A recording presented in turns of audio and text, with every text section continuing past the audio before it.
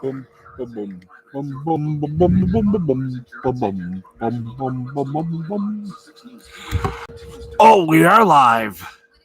This is the L2C Media Network on YouTube. And this is Steve Baxley Sports Final. And here he is now. Oh, by the way, we are sponsored still by the L2C Media Network, which means we actually have no sponsor. Now, here's the man, the myth, the spaghetti sauce king, Steve Baxley. Hey, how you doing, everybody? Welcome, one and all, to the Corsican Ball. And, oh ho ho, it was a wild card day, night. It was truly an epic night, and it was a truly epic day of baseball, especially if you're a fan of the Nuts, to which I are. Here's what happened.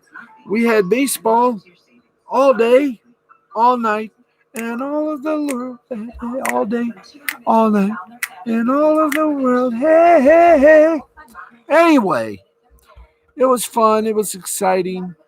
And we may have our first football cancellation, pro football cancellation, or rescheduling, excuse the expression. How are we going to tell you all this? Simple. We're going to do it right now. We're on till about 12:35. So if you is ready, if you is set, and if you is go, well, so are we. Let's get you to it. Let's go to the NFL and give you the straight poop.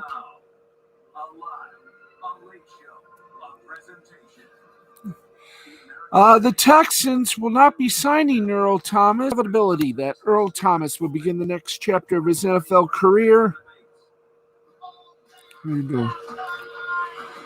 with the Houston Texans. The All-Pro safety was set to visit the team and go through a workout this week, while a deal was reportedly more likely than not once Thomas passes. According to John McClain of the Houston Chronicle, the Texans won't be signing 31-year-old safety. This comes after Tom Pelissero of the NFL Network reported that the Texans sent Thomas home prior to a scheduled workout with the club. One would naturally think that this was in relation to the adios over here first, because I don't want a copyright strike. So let me just see here. We're still on. Good. Okay. Let me explain, my friend. It forced to shut down the facility until further notice, while possibly putting their Week 4 contest in jeopardy. The NFL released a memo to clubs on Tuesday afternoon, re-emphasizing how diligent each team must be to help prevent the help prevent the spread of the coronavirus, and suggested revisiting the steps each team takes when bringing in players for workouts. While that seemed to be a reason why Thomas's workout was postponed, it was not COVID-related. Houston originally planned to work out 5 safeties, including Thomas, per NFL Network's Ian Rappaport, but those sessions have now been moved. In Thomas's case, it has seemingly been postponed permanently, with the Tex prior to the start of the season due to issues inside the team's locker room. Will have to continue to wait before making his NFL return.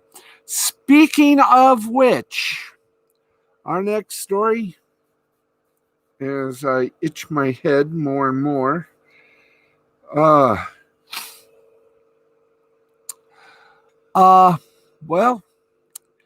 the NFL, our next NFL report is all about the Titans and Vikings.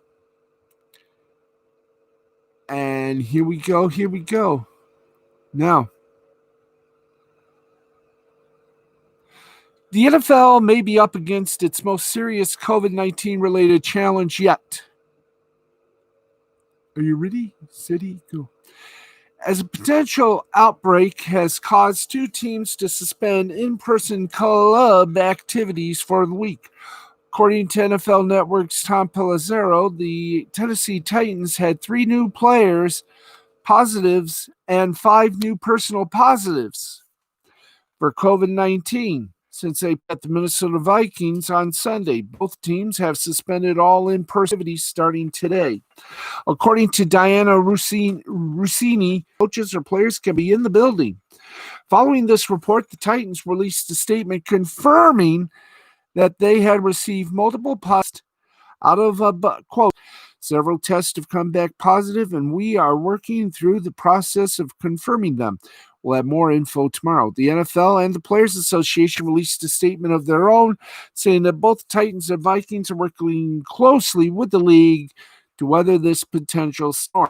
Now, on Tuesday afternoon, Adam Schefter of ESPN shared a copy of the email that NFL Commissioner Roger Goodell sent to team presidents and executives. Goodell says that the players and staff members who've tested positive are being isolated and carefully monitored last Sunday, as well as the officials from the matchup. The NFL is exploring in more detail the nature of the close contacts to determine whether they occurred and identify any additional learnings that can be shared with all clubs. As for the Steelers, they are preparing to play Sunday as of now until told otherwise. Head coach Mike Tomlin told reporters on Tuesday evening that the club has been given a mandate by the NFL to prepare to play as if the game is on time. And we're going to prepare with that mentality. As for whether or not he's concerned about heading down to Nashville, he said, we're going to trust the medical experts. If they deem it safe for us to proceed, we're going to go down and play to win. Titan coaches have told players that they will be prepared to face the Steelers, even if they are unable to physically meet. Jonnu Smith, Titans tight end, told CBS Sports Radio's Tiki and Tyranny on Tuesday, that's one thing about being a pro. We've been doing it all off season with these Zoom meetings, so we're kind of used to the flow of things. It might be a little unorthodox, but we might be playing on Sunday, so we just have to prepare like we are. I don't know what the league is going to do or what they're going to decide, but if we are playing, we're going to be prepared, stay in shape, and most importantly, stay cool. After further review, it's concluded that back in August, a total of 77 positive tests came back to 11 teams. After further review, it's concluded those were false positives, and all of the original tests were rerun, with each sample coming back negative for the coronavirus. John R. Cohen, MD, the executive chairman of Bioreference Laboratories, the testing partner of the NFL, released a statement explaining that these false positives were due to an isolated contamination in the New Jersey lab. Both Steelers and Titans in Week 4 undefeated in the young season at 3-0. If this game is able to kick off as scheduled on Sunday, it should be quite the head-to-head between two of the AFC's brightest. Stand by. And speaking of standing by, let me just Zetapick this. This is the famed IFB that we use. Now, for those of you asking, here's how Steelers Titans could be rescheduled. Get ready for it, kids. You'll learn something here tonight. I'm going to learn something too. Now, here's how the Steelers Titans Week 4 could be rescheduled. On Tuesday, Titans were forced to suspend all in-person club activities due to 8 new positive COVID tests. Since they played against the Vikings 2 days ago, they were also forced to suspend, issue, as you call it. While everyone is curious how this mini outbreak was started and if the Vikings were affected, the NFL faces another big question. What will happen this coming weekend? The Titans will each team playing just 16 games per season, canceling this game, which Titans could be rescheduled without any additional problems. The Titans currently have a bye week scheduled for Week 7, while the Steelers' bye week comes in Week 8. However, the Steelers are scheduled to play the Baltimore Ravens in Week 7, who also have a Week 8 bye. In theory, the league could move the Steelers-Titans matchup to Week 7, and the gets moved to Week 7. There is a little caveat we have to account for, is that an even number of teams have to be on bye weeks. But even with this potential swap, it should still work out. Here's how those bye weeks could look. Week 4, Tennessee, Pittsburgh. Week 5, Minnesota, Jacksonville, Indianapolis, Baltimore. Week 8, Washington, Arizona, Houston, Denver. They have to go without any work until Saturday, have a walkthrough, and then play on Sunday. That's what they'll have to do. No excuses. Now, if the Vikings Week 4 game against the Texans is forced to be moved, things could get more complicated, according to Diana Rossini of ESPN. The Vikings COVID-19 Graziano of ESPN reports that the Vikings won't be back in their facility until all of their second test results come back in, and that the league's contact tracing has identified 48 close contacts with the 8 members of the Titans who tested positive. If indeed all tests come back negative for the Vikings, then they could potentially return to their team facilities before Saturday and be ready for their Week 4 matchup with the Texans. Now, if the game does have to be rescheduled, however, there could be some way to work around these issues, but it would be a bit tougher than rescheduling the Steelers-Titans matchup. It's going to be wild, but here's how it's broke down. Vikings, Week 4, a bye, originally versus Texans. Week 7, Packers, originally a bye. Week 8, Texans, originally at Packers. The Texans, Week 4, would be a bye week. Week 5, they would go up against the Packers. Week 7, go up against the Jaguars. Week 8, go up against the Vikings. Week 8 will be the bye week. And the Jaguars, Week 5, a bye week. Week 7, at Texans. So there you go. This is a fluid situation which the NFL is looking to fix quickly.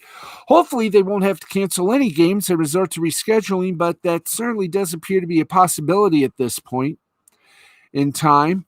The Titans are working to confirm the positive tests, since the league has already dealt with an abundance of false back to 11 teams that after further review has concluded those were false positive tests, and all of the original tests were rerun with each sample coming back negative for the coronavirus. So there you go. Stand by. This is definitely going to be something we're going to watch. All righty, tidy balls and ghouls. It is American and National League wild card games. Actually began the American League, National League tomorrow. So, how did game 1 go? Well, let's go. Boom.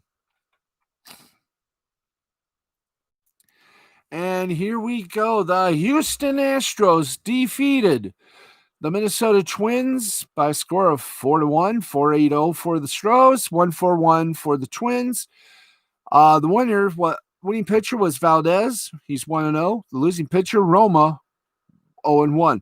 Valdez, the Houston pitcher, 5 full, gave up 2 hits, no earned runs, got 5 strikeouts and 2 walks, while Medea, the Minnesota pitcher, pitched 5 full innings, gave up 2 hits, no earned runs, 5 strikeouts, and 3 walks.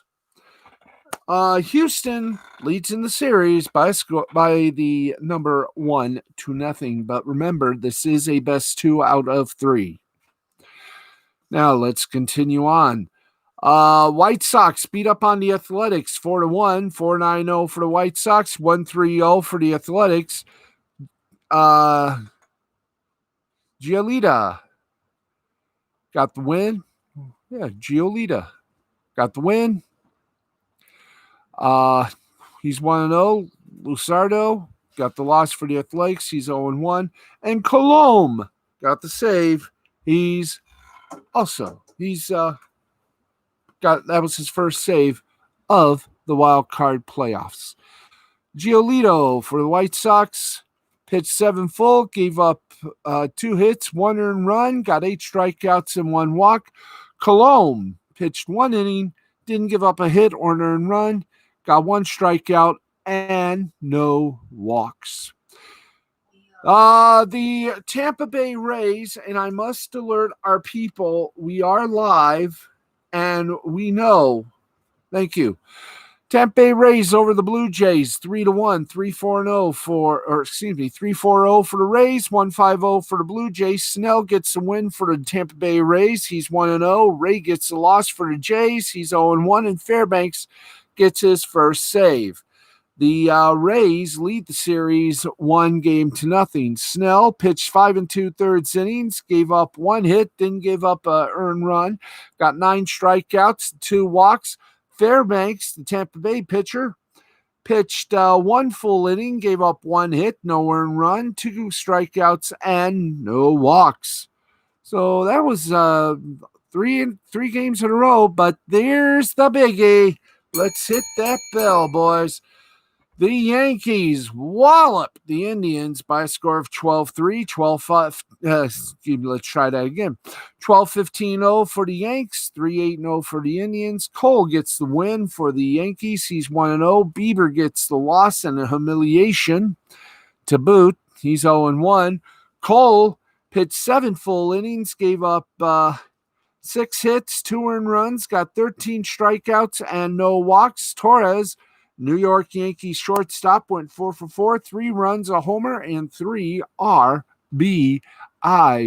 And tomorrow, you're asking yourself, so what's up for tomorrow? I'm glad you asked. We got that story as well. Let's tell you. Tomorrow we have the, hi there. Tomorrow, which is a Wednesday, guys. Wednesday, thank you. We begin with the National League Game 1, Braves versus the Reds from Truist Park at noon on ESPN. The American League Game 2 will be the Twins Astros, 1 o'clock on ESPN2 from Target Field. National League Game 1, Cubs Marlins, 2 o'clock, ABC from Wrigley Field. The American League Game 2 series will be on ESPN. The American League Game 2, Rays versus Blue Jays, will be at 4 o'clock on TBS from Tropicana Field. Then the NL Game 1, Padres Cardinals, 5 p.m. ESPN2. The AL Game 2, Cleveland versus the Yankees. And there you go. You got American League Game 2 and National League Game 1 going on tomorrow. And we'll bring you, hopefully, its final. Okay, we're at 11:53. Now, Nick Rakita and Ty Beard were live for the did a special live feed for that debate between Trump and Biden, and I don't know if they're going to continue it through Nick's show, or if Nick's even going to have a show tonight because he's doing a special broadcast, a swig.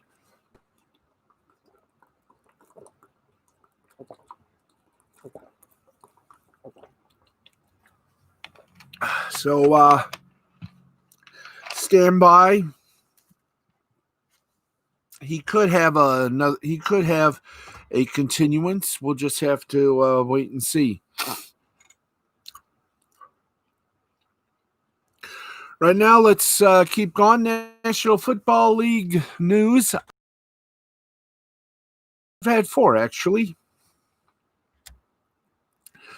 And wow. The Los Angeles Chargers can't seem to get out of the injury bug's way. Starting corner Chris Harris Jr. suffered a foot injury during Los Angeles Week 3 loss to Carolina Panthers on Sunday. And now it appears he's going to miss significant time. The NFL Network's Ian Rappaport reports that Harris's injury is expected to keep him out at least a month and could extend to 6 injuries not considered season-ending. Harris is in the first season with the Chargers after signing a 2-year, $20 million contract this past offseason. Total 15 tackles and defend 1 pass while playing on 92.35% of the defensive snaps, which is the second most on the team. If Harris misses the full 6 weeks, I'd put him on track to return in Week 11 when he takes on his former Broncos squad in Denver. Chargers bye week is week 10. Even if the time frame is a bit earlier than that, it won't be shocking to see Los Angeles place Harris on injured reserve because of the new rules for the 2020 season. Harris will only be required to be on IR for 3 weeks. Midnight, we are going to go off the air at 12:30. So this is going to be fun and exciting. Okay, let's give you some NHL news. We talked about Bieber, his worst start of 2020 and the biggest moment. And I mean, the Yankees just moidalized him. Well, it feels strange to say this, but Heinrich Lundqvist's time with the New York Rangers is nearing its final hours.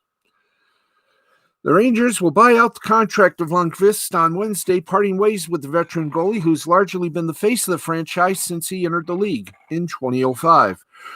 The Athletics' Rick Carpinello reports that the 38-year-old Lundqvist has 1 year remaining on the 7-year, $59.5 million, which is $8.5 million AAV deal he signed with the team in 2013. With the buyout, Lundqvist will become an unrestricted free agent for the first time in his career. If he chooses to continue playing, it's strongly believed he'll look to join a contending team as he chases a Stanley Cup ring. The buyout comes as the Rangers continue building with a big picture in mind. This past season, the club saw the emergence of young Russian netminder Igor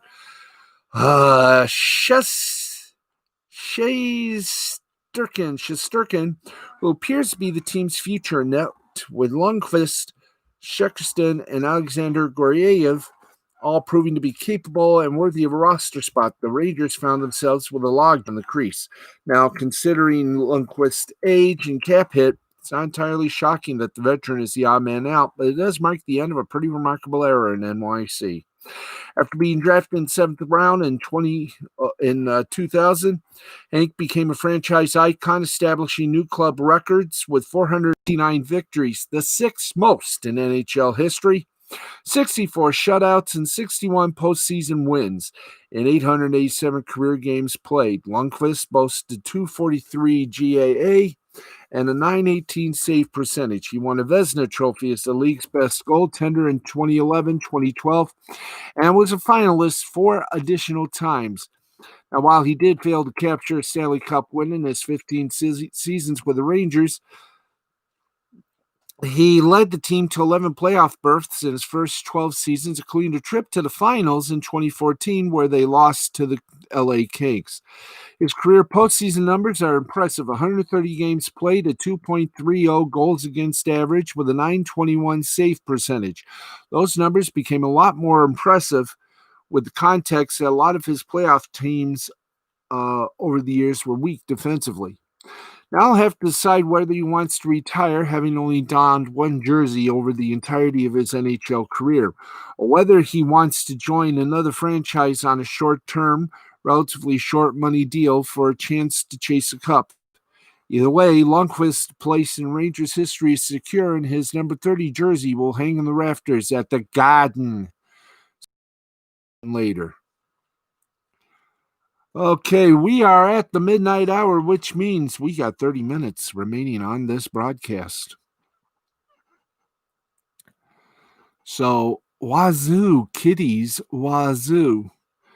So, let's get you more little headlines that we can do stories on. And once again, those of you looking for the Sinclair and Entertainment and Byron Allen owned regional sports outlets, formerly known as Fox Sports. Well, guess what happened again? Yep. They got dropped by YouTube. Friends at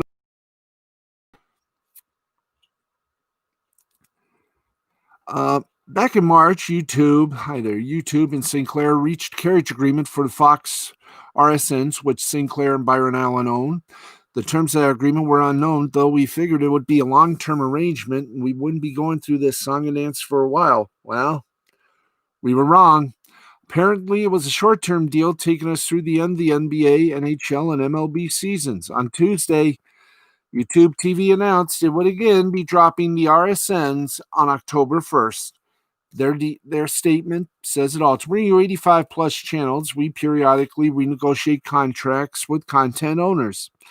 In February, we announced we had negotiated an extension with Sinclair to continue providing Fox Sports regional networks through the end of Major League Baseball, NHL, and NBA seasons. Now that seasons are over, that extension is expiring. Starting October 1st, Fox RSNs will no longer be available on YouTube TV. Members that are impacted will no longer have access to the library recordings from the Fox RSNs. This was a difficult decision made after months of negotiations. We hope we can bring Fox RSNs back in the future. We thank you for your membership as we work to make YouTube TV the best streaming experience. You'll receive an email today if you are impacted by this change. The only good news about this is that we're not going to be getting live NBA, NHL, and Major League Baseball games in either October or November. The earliest possible start date for the NHL season is December 1st, though it could be pushed back to January. And M. Silver's guess is that the NBA season will start in January. Major League Baseball is scheduled to begin in early April. However, this still sucks for soccer fans whose local teams have TV deals with the Fox regional sports networks, and for those who enjoy college games airing on these same deals and the NFL studio making shows for local teams.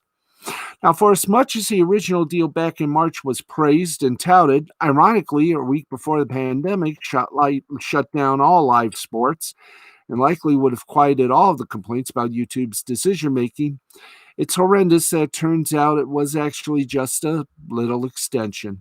Fans really won't be punished too much by the lack of the RSNs until the NHL, NBA, and MLB start back up. But if a longer-term deal does get done over the next 2 months, don't be shocked if you see a price increase come with it.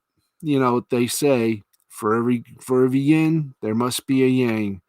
And a price increase is the biggest yang in the world. But hey, at least you know YouTube TV has the NFL Network and Red Zone. Yeah, right. Anyway, we continue on. 3 minutes after the hour of midnight. Once again, going to have his regular show on, or if he's going to continue with his broadcast from tonight at 9 o'clock. Speaking of which, let's get you some media bites. And the biggest media bite, how was the Stanley Cup final watched? I mean, was there a big audience for this? Well, not really. On Monday night, the Tampa Bay Lightning raised the franchise's second Stanley Cup following a 2-0 victory over the Dallas Stars in Game 6 of the Stanley Cup Final. The clincher drew 2.88 million viewers on NBC, far fewer than not only Monday Night Football, but the various cable news programs, Dancing with the Z-List Stars on ABC and reruns of The Neighborhood and Young Sheldon on CBS. It was the least watched Game 6 and least watched clincher since at least the 2004-05 lockout. Overall, the 6-game series averaged just 2.3 million viewers, 2.03 million viewers, the second lowest since the lockout. Only 2007's Ducks-Senator series was lower, averaging only 1.6 million viewers. In addition to the post-lockout record low for Game 6, this year's final drew record lows for Games 3 and 5. Games 1, 2, and 4 clocked in as the third least watched since the lockout. Needless to say, this isn't an ideal situation for the NHL, but like with the NBA playoffs, very better than the NHL, but still down. The ridiculous amount of competition on schedule did not help. In addition to the playoffs of the NBA and regular season baseball, two regular competitors, the NHL has been forced to deal with the return of football. Games 2 and 6 of the series went head-to-head with Monday Night Football. Monday Night Football matchups that drew massive viewership, 15.5 and 14 million. For weeks 2 and 3, games 1 and 5 aired on Saturday nights head-to-head with college football. Game 3 aired on cable against the Masked Singer, America's Got Talent, and an NBA Eastern Conference final game. Game 4 got a Friday night slot, and despite airing on NBC instead of cable, nearly got doubled up by another game of the Heat Celtics series. Any obit for the NHL's alarmist BS written by someone with a short memory. Last summer, Game 7 of the Blues Bruins was the most watched NHL game on record in America, and that season's playoffs were most watched in more than 2 decades. Viewership tanked for playoffs this year, with all games averaging under 1 million viewers, thanks in part to plenty of day games from the bubbles in Toronto and Edmonton. Those fans that watched in droves last year disappear this year, and it's going to be up to Gary Bettman and company to bring them back once the NHL and the world at large inches closer towards something resembling normality. We continue on at 7 minutes past midnight. We end our little broadcast, unless further interruptions, at precisely 12:05. I say further interruptions like the one I'm handling right now. Don't worry about it, Mom. I will be there. Thank you.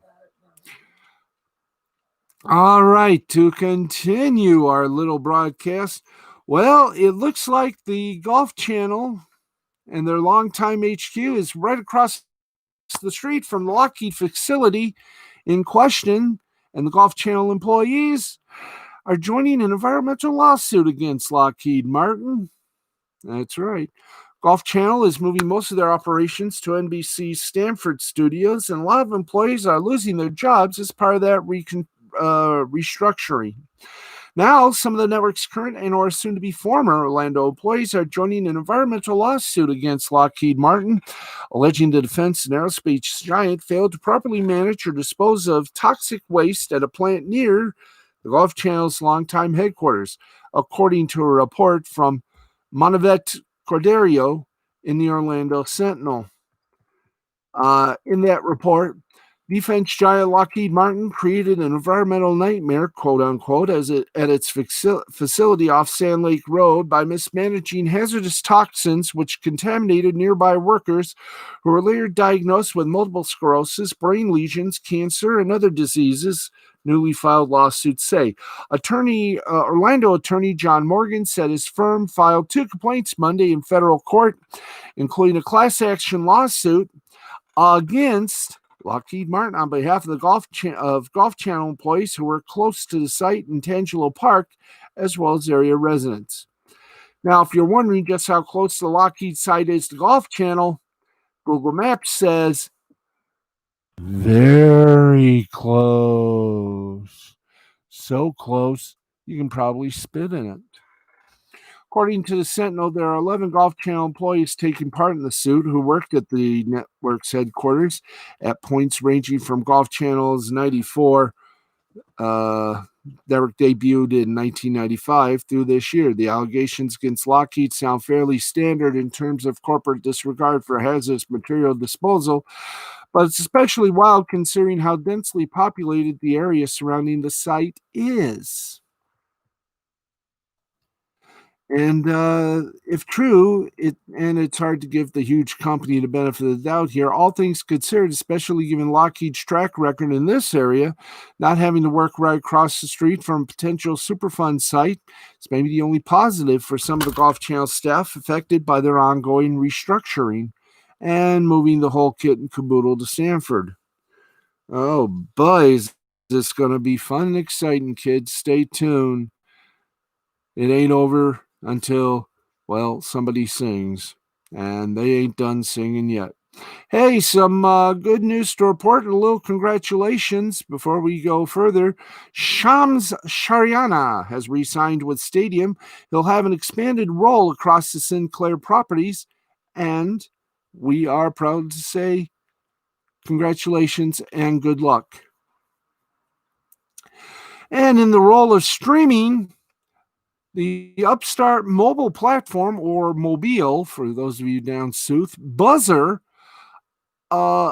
it's amazing what they plan to do. Sports fans looking to follow their favorite teams or big games and want to make sure they can watch key moments as they happen will have a new mobile option to utilize if away from a TV. Buzzer, Buzzer, is a new mobile platform that will allow fans to aggregate their streaming services and call up close games as they occur. Yeah, you could say it's a personalized NFL red zone like service, but across all sports that interest a particular fan. According to Axios Sports' Kendall Baker, Buzzer sends personalized notification to viewers, informing them of something they might want to watch. Users can then call up the services they've subscribed to and catch that key play or last minute action. And if someone doesn't subscribe to, say, NBA League Pass or MLB.TV, Buzzer will allow viewers to make a micropayment, 99 cents, to buy the portion of the game they want to watch. It's what the company sees as a short form live space between cable or streaming subscriptions and highlights found on social media. Now, that concept was enough to attract the interest of venture capitalists. Buzzer raised $4 million in seed funding, led by investors Lehrer Hippo and Sapphire Sport.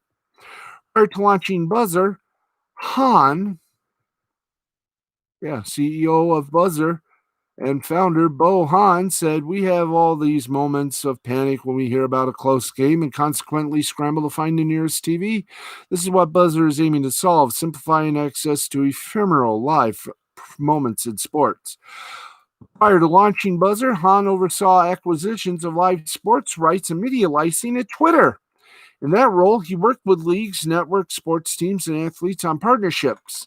Establishing those rights agreements gave him the idea to create Buzzer. Han explained, "Twitter is the ultimate sports bar. What I notice, however, is that it's often like being inside that sports bar but not having control of the remote. Our mission is to provide all sports fans unmatched access to live action anytime, anywhere, and bring people together in the process. Viewers interested in participating in Buzzer's beta program can sign up at the platform's website, which just happens to be Buzzer, BUZZER.com. That's Buzzer, BUZZER.com. If you try that other Buzzer, you'll get the game show, folks. So just remember, it's Buzzer, BUZZER. UCK. Yahoo! All right, we're at 12:13. You know what that means? We have about 17 minutes left before I have to go put up the windows for tonight. That's why people are waiting here. Jeez. We do have some sad news to report. Jay Johnstone, longtime major leaguer and broadcaster, has passed away due to complications from COVID-19. He was 74. For baseball fans in the late 80s and 90s, Jay Johnstone demonstrated the fun side of the sport as a broadcaster. He was known for highlighting bloopers and goofs committed by athletes in the field while also humanizing players by showing their pranks and triviality that helped them get through the long slog of a season. After playing 20 Major League seasons, winning World Series titles with the Yankees and Dodgers, Johnstone went to broadcasting, where his personality and willingness to have fun made him a natural in front of the cameras. He hosted ESPN's The Lighter Side of Sports, in addition to syndicated programs like Baseball's Funniest Pranks and Super Sports Follies. But Johnstone wasn't just a goofball as a broadcaster. He worked games as an analyst, calling it Yankee radio broadcasts with John Sterling from 89 to 90. Johnstone also called Phillies broadcasts from 92 to 93. Yet, even in his role as an analyst, he couldn't resist using his access to play pranks on players.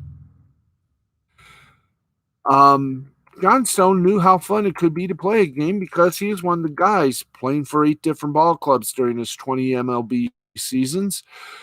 Though he was known to later generations of fans as a goofball because of his TV work, Johnstone had a very respectful MLB career, compiling a career average of 267, 329, 364, with 102 home runs, 215 doubles, 531 RBIs, and 50 stolen bases. His best seasons were with the Phillies, highlighted by a 76 campaign during which he hit 318, 373, 457, with 38 doubles, 5 homers, and 53 ribs for a team that won 101 games and an NL East title.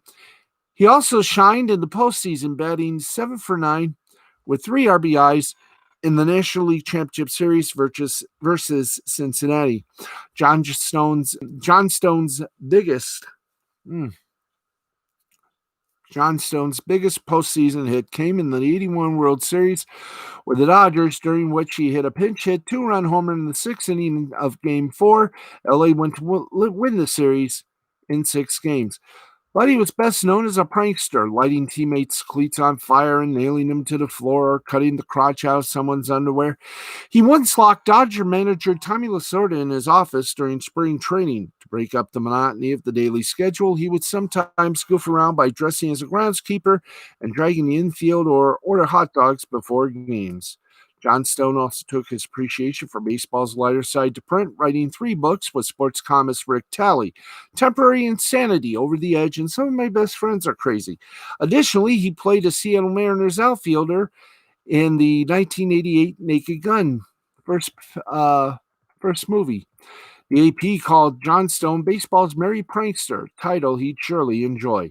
Despite his 2 decades in the majors, a lengthy career most any ball player would dream of, John Stone's legacy reaches beyond the sport, appealing to a generation of fans that loved him, highlighting the fun side of a sport that so many of us can take way too seriously. His style belonged to another era. John Stone's daughter told the Associated Press he wanted to find the humor in life no matter how serious things got. That was his motto: to everything, bring a smile to people's faces. Everyone loved him. Well, I certainly take up the mantle because I too want to find the humor in life no matter how serious things get. You can always find some sort of light at the end of a dark tunnel. And J. John Stone truly found a whole lot of light in many dark tunnels of life. J. Johnstone, he will be missed by all. J. Johnstone was 74 years old. 18 minutes past the hour of 12 midnight. We are just 12 minutes away from ending this program. And for J. Johnstone, we're going to do it proper. Ladies and gentlemen, it's time for the shout-outs. And we do the shout-outs with relative ease. Maybe. Producer is saying, take a drink. You need it. So here goes.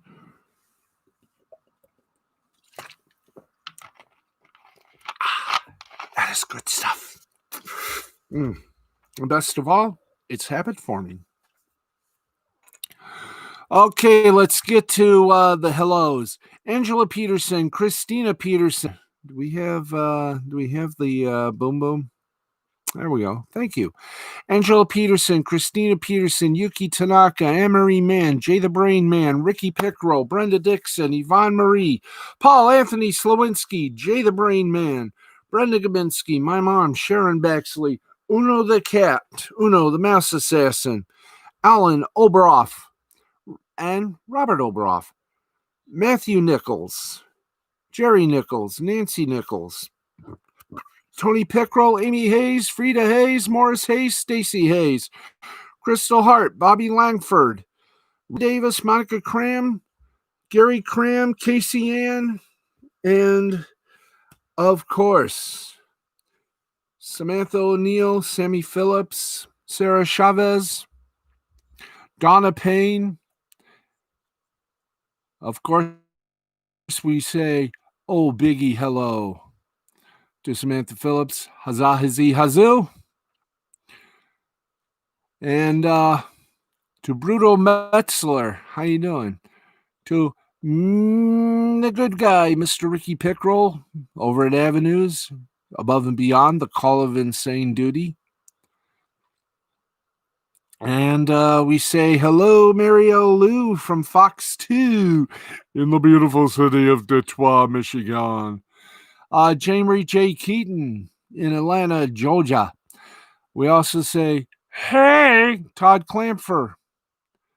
And, of course, to those lovely people, Marley, Arthur, Wiley, Jeff Rollo, Blind Lemon, George Templeton, Nellie K9, Mrs. Nellie K9, Dale Sankey, all my friends from the greatest chat rooms in the world, the AFL chat, and of course, thebasement.com.au and a few other chats. I will never forget these people. We also say hi and hello to Cassie Little, Helena Kirby. We also say hi to Vanessa Elise Messenger, and of course, Amari Woods from Text Me TV. All my friends from there. Love them all. They're great people. They're a great bunch of people.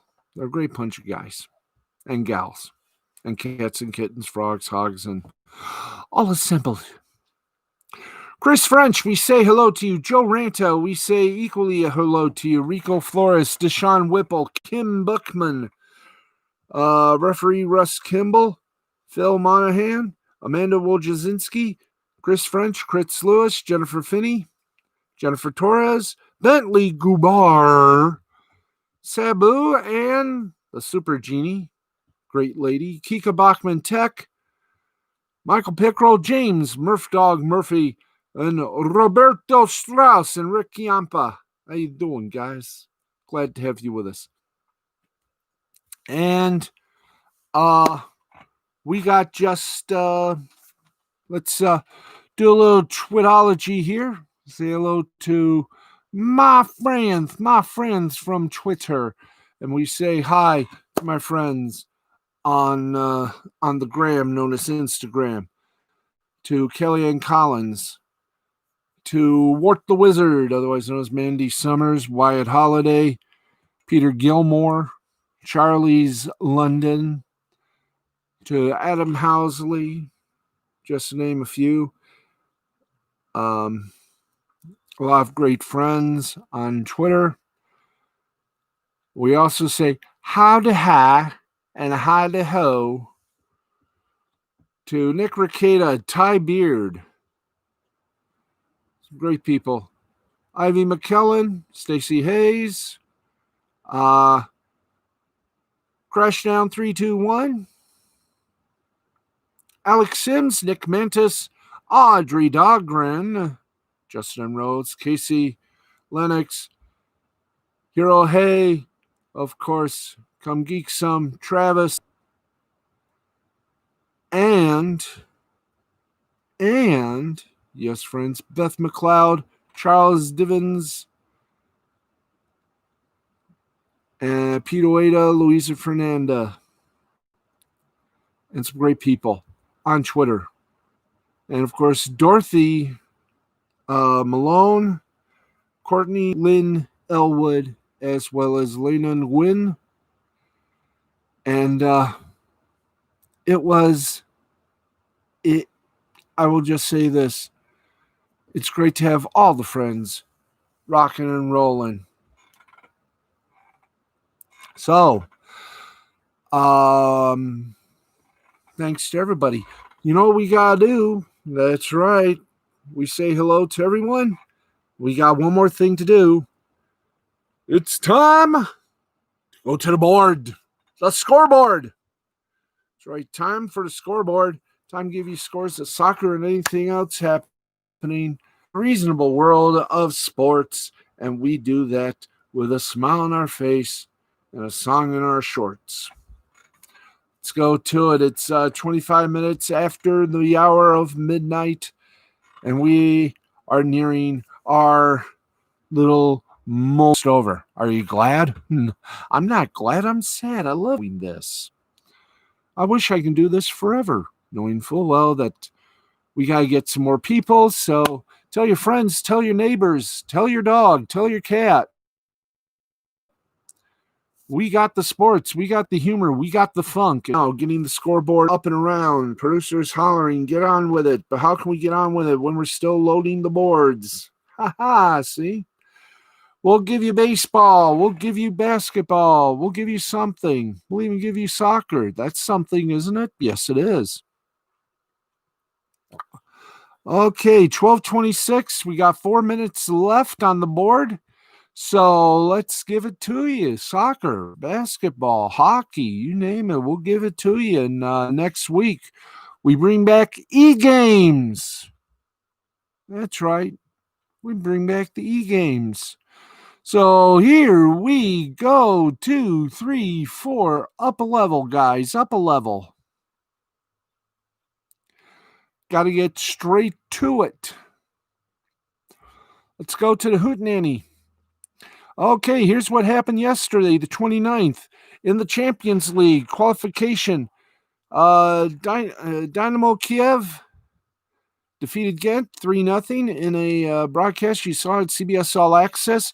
Mold and Ferencváros ended in a 0-0 tie, as did Omonia and Olympiacos Piraeus. In Spain's La Liga, Getafe over Betis 3-0. Valencia over Real Sociedad 1-0. In Euro basketball, the Euro Cup, Buduknos defeated Brescia 93-81. Trento defeated Bursaspor 93-86. Unicaja over Levalos 96-88. Hockey, we only got about 3 scores from the Czech Republic. Liberec over Sparta Prague 3-2. Mountfield HK over Olomouc 6-1. And Plzeň over Cesc Bujovic 4. Let's get you over with the Japanese League. And oh boy, did they have fun, didn't they? Yes, they did. The Hanshin Tigers defeated the Trinichi Dragons 7-3, 7-11-1 for the Tigers, 3-9-0 for the Dragons. Takahashi got the win. He's 3-3. Katsuno lost. He's 2-4. Yomiuri Giants over the Hiroshima Carp 6-1, 6-10-2 for the Giants, 1-6-0 for the Carp. Endo for the Carp got a loss. 2-4 is his record. Sugano got the win. He's 12-0. Hey, 12-0. That deserved. All right, Chiba Marines over the Nippon Ham Fighters 4-3, 4-10-0 for the Marines, 3-9-0 for the Fighters. Uwasawa for the Ham Fighters gets a loss. He's 7-4. Ishikawa gets the win. He's 7-3. Oric Buffaloes and the Cebu Lions. The Buffaloes beat the Lions 3-0, 3-6-0. For the Buffaloes, 0-4-0 for the Lions. By the way, the Buffaloes and the Marines, their game was postponed. So there you go. Must have been a split squad. Buffaloes 3-6-0. Lions 0-4-0. Yamamoto for the Buffaloes gets the win. He's 7-3. Takahashi gets a loss. He's 5-8.